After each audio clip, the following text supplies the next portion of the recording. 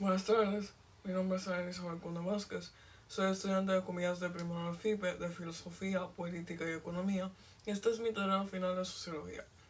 Ahora voy a explicar los objetivos de mi video. Primero, concientizar a la sociedad actual sobre la violencia intrafamiliar durante la pandemia. Segundo, analizar la violencia intrafamiliar como un hecho social de acuerdo a las reglas del método sociológico de Emily Durkheim. Tercero, aplicar mis conocimientos aprendidos en el curso de Sociología. Cuarto, aportar a la disminución del riesgo de las cifras de violencia intrafamiliar. 5. Explicar el por qué la violencia intrafamiliar es un fenómeno social. Sexto, aplicar otras teorías sobre la violencia intrafamiliar durante la pandemia y de qué manera afecta a las víctimas de este fenómeno social. El concepto seleccionado son los hechos sociales. Emily Durkheim define hecho social como las maneras de obrar, sentir y vivir exteriores al individuo que ejerce un poder coercitivo sobre su conducta, orientándola a su desarrollo. Entre las características que se pueden encontrar están coercitivas. El individuo se comporta conforme a las normas y reglas de la sociedad. Exteriores al individuo. El hecho social se da en la sociedad o en el grupo no individual. Colectivos. El hecho social es parte de la cultura de la sociedad.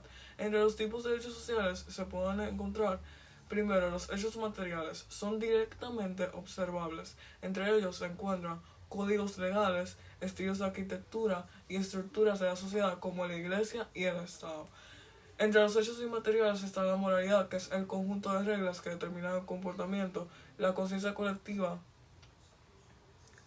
que es el conjunto de creencias y sentimientos comunes de los miembros de una misma sociedad, las corrientes sociales, los movimientos que generan tanto entusiasmo como indignación, vienen a cada uno desde el exterior, son capaces de arrastrarnos contra nuestra voluntad.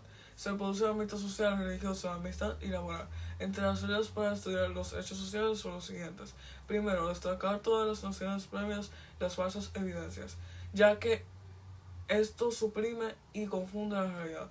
Segundo, definir el fenómeno por sus características exteriores. El objetivo principal, superar las promociones que sean exteriores y que sus características fundamentales sean desconocidas al inicio. Tercero, considerar la isla de sus manifestaciones individuales, desprendido de los juguetes que representan.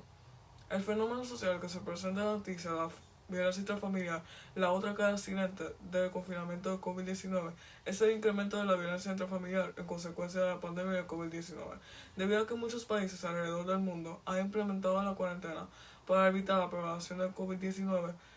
En consecuencia, ha aumentado la violencia intrafamiliar en la República Dominicana. Las mujeres víctimas de maltrato se encuentran expuestas en su mayoría en su tiempo conviviendo con parejas agresoras y en consecuencia aumentan los golpes y las amenazas de muerte, según un estudio de impacto psicológico durante la pandemia del COVID-19. Un ejemplo de este caso ha sido el caso de Zuleika Martínez, que detuvo sus estudios de enfermería junto a su esposo y sus 3 hijos tratando de prevenir el contagio del COVID-19. Sin embargo, la pandemia no representó peligro, sino su propio esposo Marzuelo, quien la mató con un disparo el 15 de junio del 2020.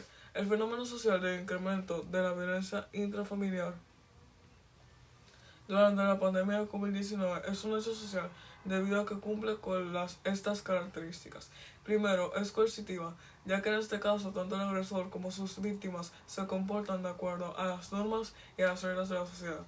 El agresor, según las cifras de seguridad ciudadana, en República Dominicana de enero a junio del 2020 se produjeron 448 homicidios. El 56% fue provocado por un miembro de la familia, en su mayoría hombres adultos que ejercen la función del agresor. Y debido a que los roles de género siguen teniendo relevancia, los hombres agresores tienen dificultad de autocontrol y poca tolerancia, porque no les enseñan a que manejan adecuadamente sus emociones.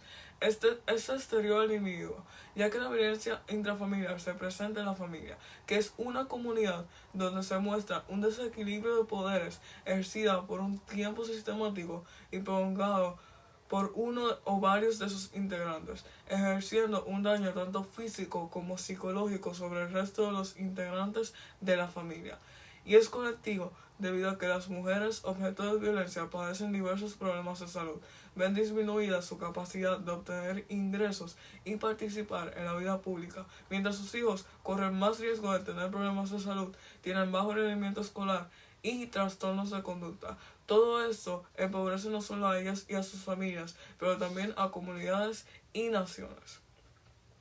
La violencia intrafamiliar durante la pandemia de COVID-19 es un hecho inmaterial, ya que este hecho social ocurre debido a la moralidad y la conciencia colectiva, es decir, que este hecho pasa debido al conjunto de reglas dentro de la familia que determina la actitud del agresor hacia sus víctimas, y también por la creencia de que la mayoría de las familias dentro de la sociedad dominicana de que el hombre ejerce el control de la familia.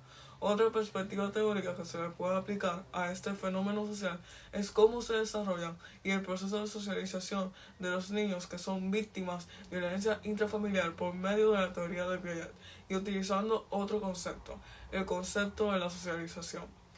La socialización es el proceso cuyo la persona aprende en el transcurso de su vida los elementos socioculturales de su medio ambiente, los integra a la estructura de su personalidad bajo la influencia de experiencias y agentes significativos y se adapta así al entorno donde tiene que vivir. Dentro de la teoría de Piaget, los niños de 0 a 2 años tienen que desarrollar control motor y aprendizaje acerca de objetos físicos. Sin embargo, los bebés y los niños pequeños son sensiblemente vulnerables a riesgo de violencia por parte de sus cuidadores debido a su dependencia y limitación de las interacciones fuera del hogar debido a la pandemia actual, y cuando son expuestos a la violencia de parte de sus padres son más propensos a mostrar comportamientos violentos. En la etapa operacional, que está de los 2 años a los 7 años, los niños tienen que desarrollar sus habilidades verbales. Pero al ser criados en un entorno de violencia, tienen dificultades en la adquisición del lenguaje y muestran falta de atención e hiperactividad. En la etapa operacional, los niños inician el asentamiento y los conceptos abstractos. Sin embargo, los niños a esta edad tienen poca empatía hacia los demás, siguen mostrando comportamientos violentos hacia sus compañeros de clase, amigos, hermanos e incluso hacia sus padres, y también tienen tendencia a aislarse y jugar solos. Y por último, en la etapa formal operacional, de 12 a 15 años, se deben desarrollar las actividades sistemáticas y lógicas de razonamiento. Al estos ser criados en un ambiente lleno de violencia, no desarrollan este tipo de habilidades y suelen incurrir en el alcohol, las drogas y actos delictivos, en su mayoría robo, homicidio y abuso sexual. Muchas gracias.